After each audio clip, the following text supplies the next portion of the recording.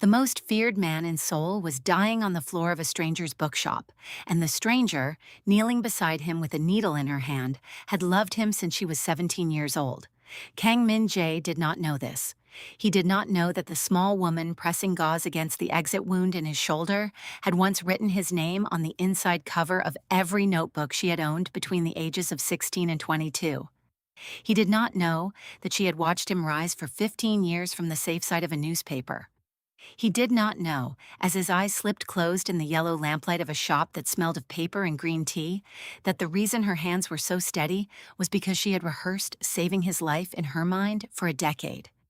He only knew that the rain outside was still falling, that his driver was dead in a burning car on the boulevard, and that whoever this woman was, she had not asked him a single question when he collapsed against her back door with 3 bullets inside him. She said only one thing before he lost consciousness. She said, "You have not changed as much as you think." He would remember that sentence later. If quiet love breaking the hardest hearts is the kind of story that pulls at something in your chest, subscribe now and turn on the bell, because what unfolds in this small bookshop over the next 11 weeks is the kind of story that stays with you long after the last line. For 12 years, Kang Min-jae had ruled the underworld the way winter rules a city. He did not need to enter a room to be felt in it. He was 34 years old, tall, sharp-jawed, precise. He wore charcoal suits cut in Milan, drank only water at business dinners, and had not raised his voice since he was 19. Politicians returned his calls inside of 4 minutes. Rival syndicates paid tribute quietly on the first of every month through shell corporations he pretended not to own. His men called him Hyungnim. His enemies did not in general live long enough to call him anything at all. Seoul knew him as a ghost king. Newspapers referred to him only by the name of his company, never his own. 2 novels had been written about him. Neither of them had gotten his face right. He owned a penthouse above the river, a hunting lodge in Gangwon, and an office on the 40th floor of a black glass tower in Uido. He slept in the penthouse.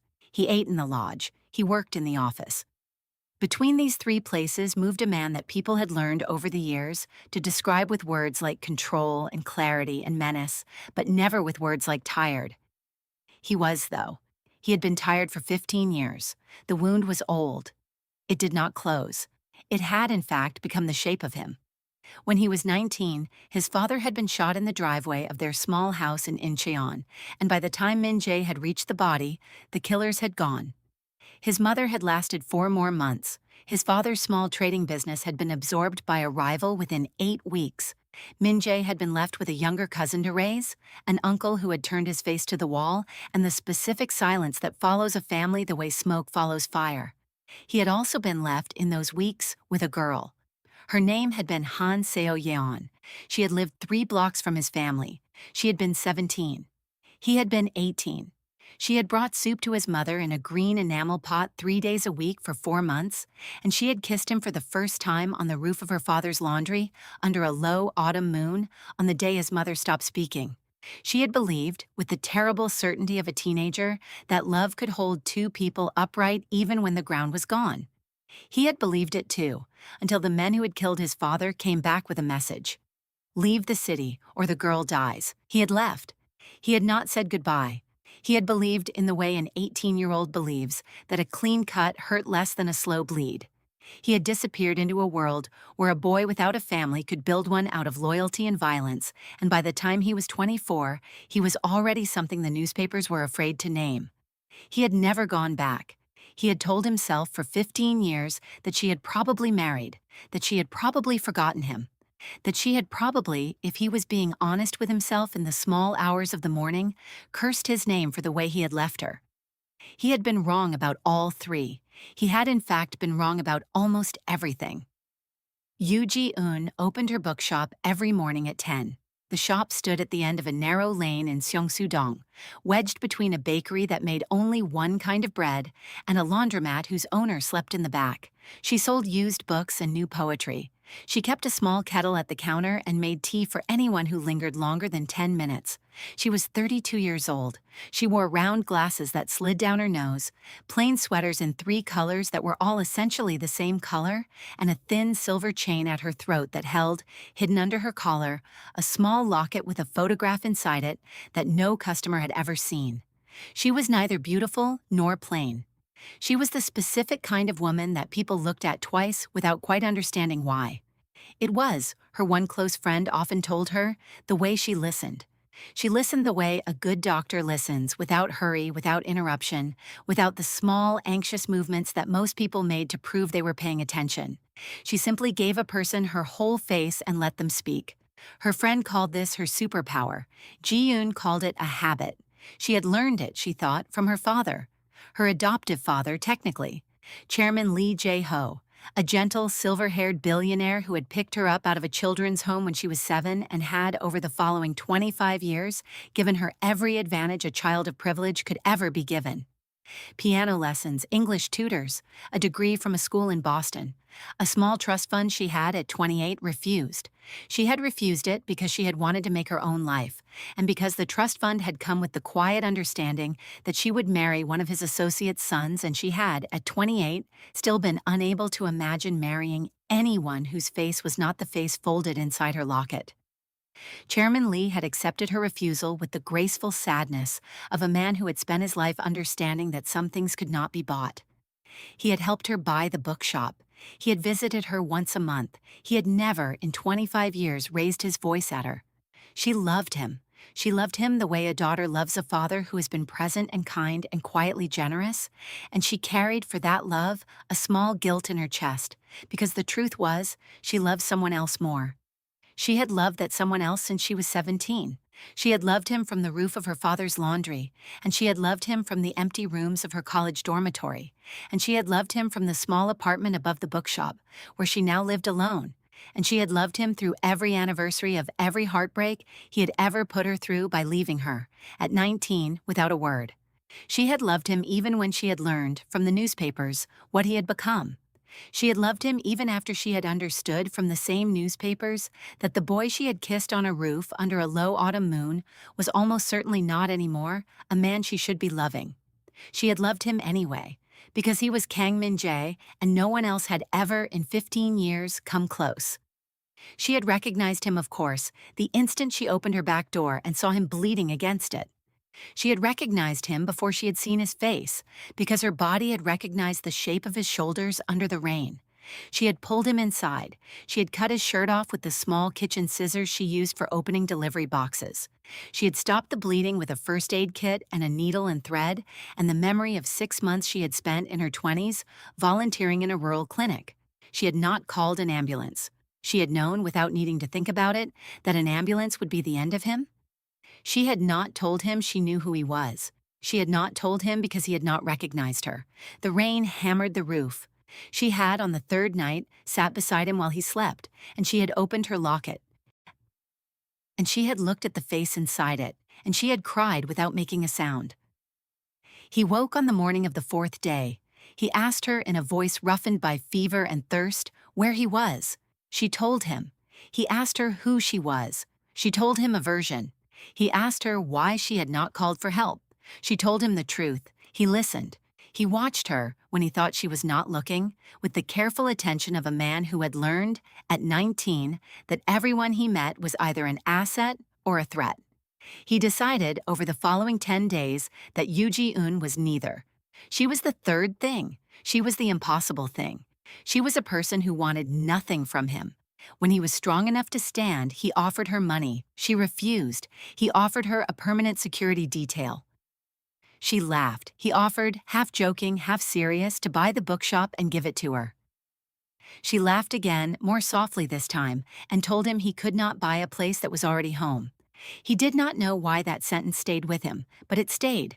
He left on the 11th day, walked out into a soul that had, in the 2 weeks he had been missing, mourned and then quietly moved on. He returned to his penthouse. He returned to his office. He returned to a war that had, in his absence, cost him 3 lieutenants and a warehouse in Busan. He handled it with his customary precision. He did not raise his voice. He also, without telling anyone, began to visit her bookshop. He came in the late afternoon when the shop was empty. He wore a dark coat and a plain cap. He sat in the small chair by the window. He read whatever she put in his hand. He drank the tea she made him. He said very little. She said very little in return. And in the silence between them over the course of 8 weeks, something began, slowly, to breathe.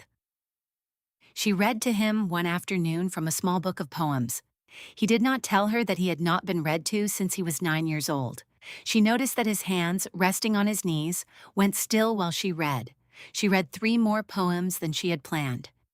He arrived one evening in the middle of a storm, soaked through. She made him tea. She dried his coat by the small radiator. She did not ask him why he had come out in the rain when he did not have to. He watched her move around the shop with the practiced grace of a woman who had done this 1,000 times, and he realized, with a small, quiet shock, that he had begun to plan his week around Wednesday afternoons. He came one Sunday and found her sitting on the floor beside a bookshelf with her face in her hands. She did not hear him enter. He stood in the doorway for a long moment. Then he closed the door quietly and sat down on the floor beside her. He did not ask her what was wrong. He did not touch her. He simply sat there. After a long time, she lifted her head and wiped her eyes with the back of her wrist and gave him a small, embarrassed smile, and he thought, without wanting to, that no one had ever cried in front of him, and then smiled at him at the same time. He made her tea that day. He did it badly. She drank all of it anyway. He did not know, when he did these things, that he was doing anything at all. He thought of her, when he thought of her, as a kind person, a rare one. He thought her kindness was a quality of her, the way honesty was a quality of some people and cruelty was a quality of others. He did not think her kindness was for him specifically. He could not, given who he was, allow himself to think that. He also did not know that she cried some nights after he left, not because she was sad, because she was afraid of being seen and then one day, being left again. She had already been left once. She was not sure she could survive being left twice. The trouble began, as trouble often did in Min Jae's life, in the form of a phone call. His lieutenant, a man named Baek Do-sung, called him on a Tuesday morning to inform him that a woman had appeared at the office, claiming to be his half-sister. Min Jae did not have a half-sister. He knew this. His father had been many things, but he had been a faithful husband. Min Jae told Do-sung to send the woman away. Do-sung, a man who had never in 11 years questioned an instruction, hesitated. "Boss," he said, "she brought papers." The woman was 31. Her name was Han-mi Rae. She was calm, well-dressed, and terrified. She was not, it turned out, on the 3rd page of the papers she brought, Min Jae's half-sister. She was, however, the daughter of the man who had murdered his father. She had come to Min Jae because she had, 3 weeks earlier, discovered a set of documents inside her father's private safe that had frightened her into betraying him. The documents named her father as the man who had ordered the killing of Kang Sang-min in the driveway of a small house in Incheon 15 years ago. Her father was Chairman Lee Jae-ho. Min Jae read the documents in silence. He read them twice. He asked Han-mi Rae, on the 3rd read, whether she was prepared to testify. She said she was. He asked her whether she understood what would happen to her family and to her life if she did. She said she did. He looked at her for a long moment. He said at last, "I will need 3 days." She left. He did not move for 2 hours. He had spent 15 years hunting the men who had killed his father. He had found 7 of them. He had, in various ways and at various times, ensured that none of them would ever raise a hand against anyone again. He had never found the 8th. He had begun, in the last 3 years, to accept that he might never find him. He had not, in his worst imaginings, dreamed that the 8th was Chairman Lee. He had dined at Chairman Lee's table twice. He had spoken at a charity gala the chairman had hosted. He had received, on the occasion of his 30th birthday, a fountain pen with his initials engraved on the cap from the personal assistant of a man who had, according to the papers on his desk, arranged the death of his father because his father had discovered a shipping network moving young women out of the country under the cover of a legitimate export business. He rose from his chair. He walked to the window. He thought, for the first time in 9 weeks, of a bookshop in Seongsu-dong, and of the small woman who ran it, and of the way she had said, the evening he first met her, "You have not changed as much as you think." He thought of the fact that he had, without ever quite deciding to, told her small pieces of himself over 8 weeks that he had never told anyone. A memory of his mother's hands, the name of the alley behind his childhood house, the color of the front door. He thought of the fact that she had never, in all their conversations, told him a single thing about her own family.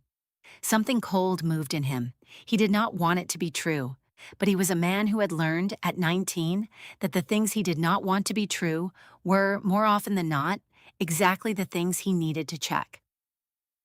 He drove to the bookshop that afternoon. The shop was closed. A small handwritten sign on the door read, "Back at 4." She was not, he suspected, at a supplier. She was, he suspected, upstairs. He walked around to the back. He climbed the metal staircase that led to her small apartment above the shop.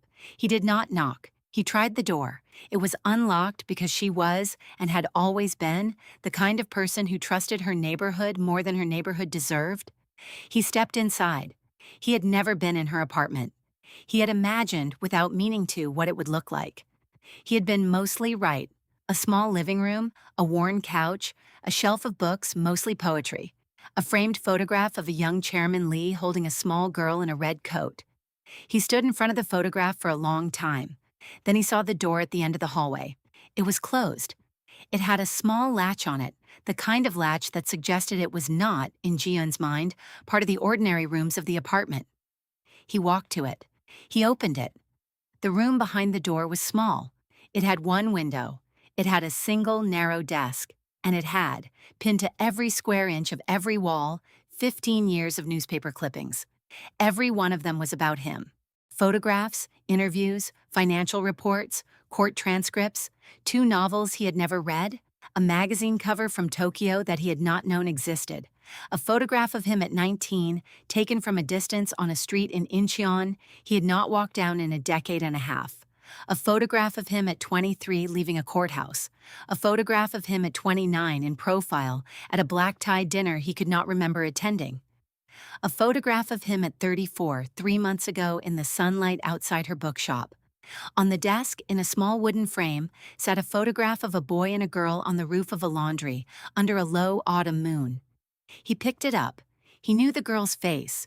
He had, on the day he had disappeared into the criminal world at 19, taken a copy of that same photograph and burned it in a sink because he had believed that letting himself keep even one image of her would eventually kill her. He stood in the small room for a long time. He was still standing there when he heard the door of the apartment open and her light step in the hallway, and her voice, cheerful, unaware, calling his name in the small, careful way she always did. "Min-jae, is that you?" He turned. She was standing in the doorway of the small room. She had a bag of groceries in one hand. She saw the photograph in his fingers. She saw his face. The bag of groceries slipped to the floor. She did not seem to notice. He said very quietly, "Seo Yeon." She closed her eyes. For a long moment, neither of them spoke. Rain began gently on the window of the small room. She opened her eyes. They were wet. "I did not want it to be like this," she said. "You knew," he said, "the night you found me, in the rain." "I knew before that. I have known for 15 years. You watched." "I watched." "Why did you not?" he began, and then he could not finish the sentence, because there were, he understood, at least 4 different endings to it, and none of them were the ending he wanted. "Why did I not come to you?" she said gently. "Because you left. Because you left without a word, and for 15 years I believed that you had chosen to. Because by the time I was old enough to imagine that a 19-year-old boy might have had reasons, you had already become someone I was not sure was still the boy I knew. Because I was afraid, because I was ashamed, because I did not want to be a woman who chased her own ghost." She stepped into the room. She reached out and took the photograph from his hand. She looked at it. She smiled, a small, tired smile. "And because, Min-jae," she said, "when I finally found you again, when you fell against my back door in the rain, you did not know me. And I understood in that moment that if I told you, I would be asking you to love me because you had once loved me, and I did not want that. I wanted you to know me now. And if you decided, knowing me now, that you wanted the girl I had been, then the girl I had been would come back. He did not answer for a long time. Ji-eun is not your name, he said at last. It is now. My father, the chairman, insisted I take a new name when the adoption was finalized. He wanted a clean start for me, he said. I let him. I was a child. I did not know what I was letting go of. She looked up at him. But Seo Yan is still in there, she said. She has been in there the whole time. She has been running a small bookshop and waiting to see if the boy she loved would ever one day walk back through the door. He crossed the room. He did not embrace her, not yet. He stood in front of her. He put his hand gently against her cheek.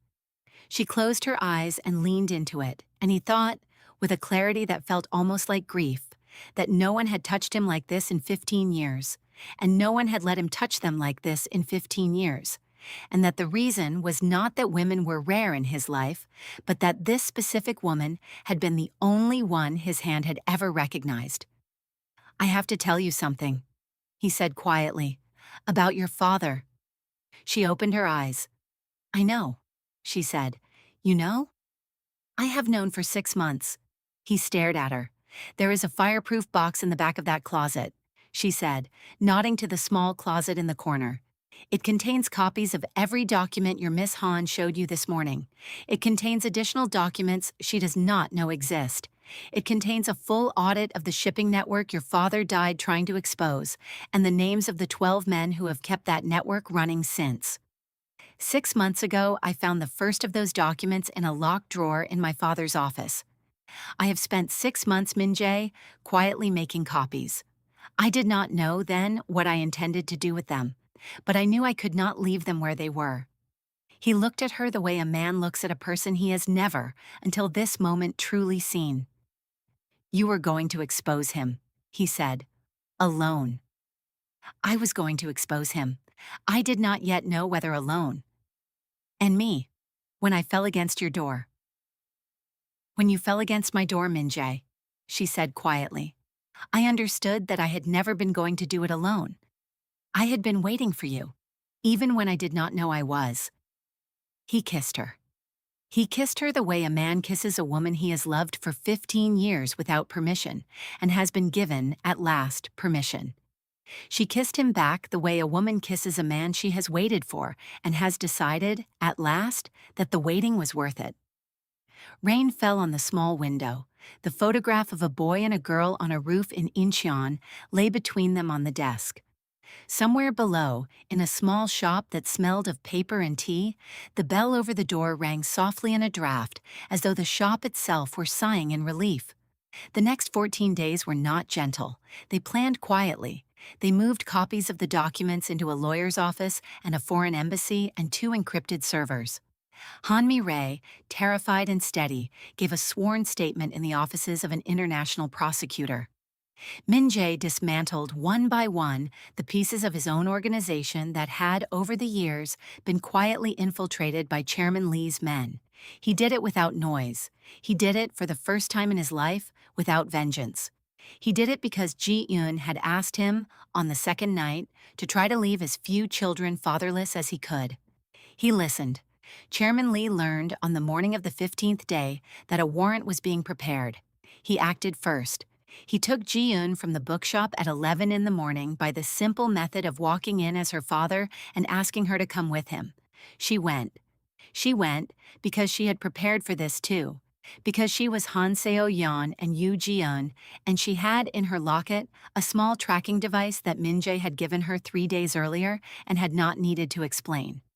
The confrontation took place 6 hours later in a half-built hotel that Chairman Lee owned on the outskirts of Seoul. The building was empty. The floors were bare concrete. There were only 3 functioning elevators. Min-jae arrived alone, unarmed by request. Chairman Lee waited for him on the 32nd floor, with Ji-eun seated in a folding chair beside him, unhurt, unafraid, and holding, unnoticed by the chairman, a small silver locket loosely in her fingers. The chairman was a small man with silver hair and the polished manners of a lifelong host. He spoke when Min-jae stepped off the elevator without turning around. I would have preferred, he said mildly, that we never had this conversation, Kang Min-jae. I have been fond of you. I hoped you would remain useful. You killed my father. I did. He was a fool. He believed the law would protect the women he found. It would not have. It never has. I offered him money. I offered him a position. He refused. He was going to speak to the newspapers, so I ended him. I have not regretted the decision. You raised my woman. I did, and I have loved her. That at least I did not fake. Ji-eun did not look at either of them. She looked at the concrete floor. Her hand tightened once around the locket. You knew who she was, Min-jae said. I knew who her mother was. Her mother was a woman I had a brief acquaintance with in my youth. When I learned 25 years ago that the child in a certain orphanage was hers and mine, I took her, not for love,